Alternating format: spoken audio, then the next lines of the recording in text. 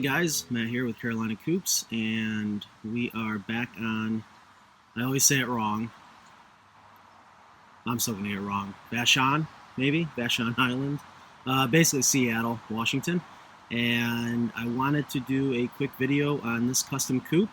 This is probably the third or fourth one we've done like this, and I wanted to go over a couple of the differences of this coop compared to the Carolina Coop. A lot of people do ask about this and what the differences are, so let's go ahead and talk about that. Now, the footprint, the overall run is 10 by 30, and the hen house in the back is 10 by 6, and it's also about 4 foot tall on the side walls and reaches probably about 6 foot at the peak for the hen house. The overall height to the peak is about 8 foot, and that's something I forget to mention in a lot of videos. So basically from here to there, when we're 10 foot wide, is 8 foot. These are 6 foot walls. Either way, it's custom paint job, burnished slate roof, and some of the biggest differences about this type of coop, really the biggest difference is the framing. And what we do is we use all 4x4 framing construction, okay? And to join it, you don't see it, but it's what's called mortise and tenon joinery. And I won't really get into that right now, but if you're a woodworker, you understand what I mean. If not, Google it, or maybe I'll put in a video where I show us actually doing the mortise and tenon. But each one is hand cut, and it basically mates with each other. We use a expanding polyurethane glue that waterproofs the joint and clamp it all together. And the reason for that, it's not to beef up on strength, even though it does. I just think it looks good. When you get to a coop this big, I just think it looks good, you know, versus just normal 2x4 construction. We have done this size coop, like the one in Jacksonville, Texas, where we sandwich the walls. And that, in a way, is the same thing. It's beefy, but it also, you know, is a different type of joinery, so it's a little bit quicker. This one kind of gives you bragging rights to say I got all mortise and tenon 4x4 joinery. Some of the things that are similar is we have just a regular run door. We just let the chickens out. Very important. Let them free range. Look how happy they are. I mean, yeah, they're happy chickens. But we got the run door here. The VSB, long story short, the clients are actually on vacation right now, so they're not here, so they disabled the door. They didn't know I was coming, so I let them out with their permission, and so the door is not working. But normally that would go up and down on its own. And half-inch hardware cloth. We'll hop inside here. You know, a question we get a lot is, what do you put down inside the run? Here's a great example where they used a mixture of like a peat moss, some wood chips, topsoil, and basically you're just trying to give them loose material to dig in and scratch in, hang in their feeders. We got a waterer. I'm waiting on a water bar. We're on back order. We're a little behind making them, but there's going to be a heated water bar right there for the rain barrel.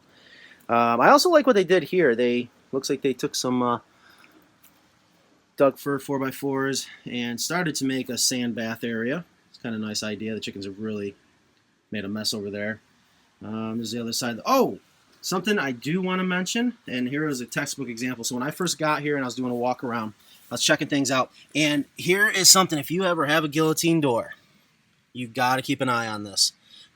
We have the door drop down a ½ inch below this bottom board, and the reason for that is to keep a predator from the outside, like a raccoon, putting their claws in and pulling this door up. Now, what happens is, you know, chickens are chickens. They're going to keep making a mess in here, building this up. And if this material builds up and doesn't allow this door to shut all the way, they can easily get their claws underneath and open up the door. So, if you have a guillotine door in the run, which I think is a great idea, you do got to keep an eye on it. So, what else? Oh, we do some soffit lighting. We have a transformer back there. It works on a photocell, and it just has a countdown like 2 hours after sunset. I'm going to stay here tonight and check it out. That's some of the lights underneath there. Obviously, it looks a lot better at night. I can never get good pictures of the soffit lighting, but then I got one up in the cupola. Either way, let's see. Carabiners. We talk about carabiners all the time. That's what they are, just to make it extra security so they can't open up the gate latch.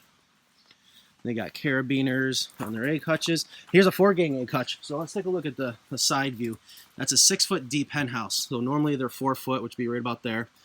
This is 6 foot. And what that does, it allows us to put 3 10-foot roost bars in there. And we have a 4-gang egg hutch. Now, right now, they're girls. They're still young. And we have it blocked off so they don't get in habits of nesting inside the egg hutches. If you're new to chickens, you're thinking about getting into chickens, remember something. Chickens are creatures of habit. Once they start a habit, good or bad, it's almost impossible to break it. So start them off with good habits. No, it's all about the right coop. But either way, that's a 4-gang egg hutch, high-density polyethylene. We'll close this up. And here's an example. I'll try to do it one-handed. Carabiner, just like that. We'll come back here. There's the back of the hen house. There's a good shot of the 10-foot wide hen house. Fully functional cupola up top. Screen doors. We're in Seattle, and it's middle of June. It's in the 50s. I guess that's normal here. So they still close their doors at night. But a lot of my clients, especially down south, I tell them just remove those doors, keep them off all summer, give them tons of ventilation. And let's take a look here. We'll open up. Take a look at a little bit bigger of a hen house. Now she has 22 chickens, and so she's got 2 10-foot roost bars. She does have room for a 3rd, which she has, but she took out. There's another shot of the cardboard just to keep them out of the egg hutches for now. Polycarbonate window sliders. Oh, you know, the other thing she did that was really cool. She used her hen house for a little while as a brooder. And so this chain just reminds me of her water that was in here. And it just is a great way to acclimate your chickens to the hen house, get them to learn this is home, and then eventually they'll go out into the run, and then eventually free range. Industrial hemp. This was, again, this is a 6x10 hen house. And I want to say we only put 2 bales in here. And this is about a month of droppings with 22 chickens, and you smell nothing. Take my word for it. The industrial hemp is just incredible. We did electric, 110 AC, cupola up there. But other than that, it's pretty much the same. You know, high density polyethylene for the deep litter. Everything else is the same as the Carolina Coop. Screen doors will come over here. There's the other egg hutch. Gutter to feed the rain barreled water. And if it ever does run out, which I don't think will ever happen here in Seattle, they got the hose right there to fill it up. So that is the 10x30 with the 4x4 framing. Again, a lot of people ask us about it, what the difference is between the regular 2x4 framing. I hope that made sense. And I do have a video of us doing 4x4 construction, the mortise and tenon joinery. And when you see it, it makes a lot of sense. It's a very strong joint. It's been around for thousands of years. Just takes a lot of time to do. So again, it's just more for bragging rights than anything. Oh, board and batten siding.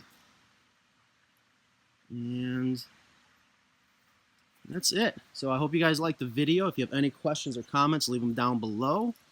And, you know, like us, share us if you're seeing this on Facebook. We'll be up on YouTube. Just backing up. It's just such a beautiful shot. Everything is green here in Seattle. It's just absolutely incredible. It is gorgeous. You know, the fourth thing I always tell customers, there's 4 things that are really important when you're looking at a coop or thinking about building or buying a chicken coop. Number 4 is looks. Why not have it beautiful? And it really doesn't get any better than that. Number 1, you hear me say it all the time, size. You know, and here's another good example. This is a huge coop.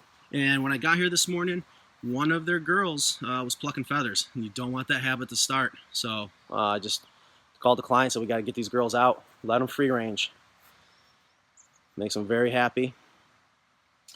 So anyways, you get the idea. Any questions, leave them below. Thanks for watching. Give us a call, 919-794-3989. Check us out also at carolinacoops.com. Thanks for watching.